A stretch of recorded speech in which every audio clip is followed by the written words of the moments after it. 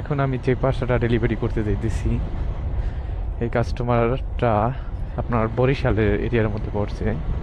একটাই পার্সেল নিয়ে এদিকে আসা লাগে। দেখেন কাস্টমার আবার আমার ফোন দিতেছে। কাস্টমার কি পার্সেল নেওয়ার জন্য কি, আচ্ছা দেখি কি বলে। হ্যালো, একটা মিনিট দাঁড়ান, ওই যে আপনি আমি দেখছি।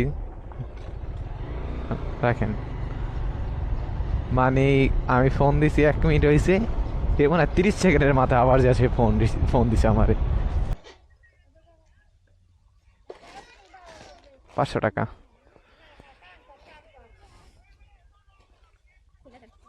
সিরিয়াল আইবেন যে কালার হোক জানি না, হয় আইতাম না, তারপর আইছি। টাকা আনতে যে মাল, এর মধ্যে ডেলিভারি চার্জ আছে, তাহলে এর দাম পড়ছে কত? 350 টাকা।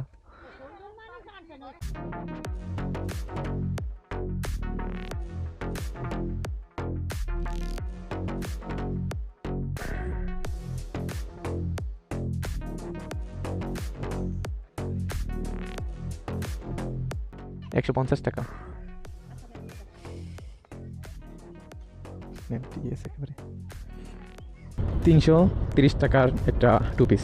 এখন এটা তো মান অতটা ভালো হবে না, এটা স্বাভাবিক, সবাই জানে যে টাকাটা যদি একটু বেশি হয় তাইলে দেখা গেছে যে একটু ভালো মানেরটা আসে। আর নর্মাল এটা তো একটু কম দামি হবে, তাই না? এই জিনিসগুলো কাস্টমারে বোঝে না, দেখে কত চকচক না জানি কত সুন্দরী দেখে, আনে দেখে, খেতে আর তার পছন্দ হয় না, সমস্যা আমার নাই, ডেলিভারি চার্জ রিটার্ন করে দিচ্ছে।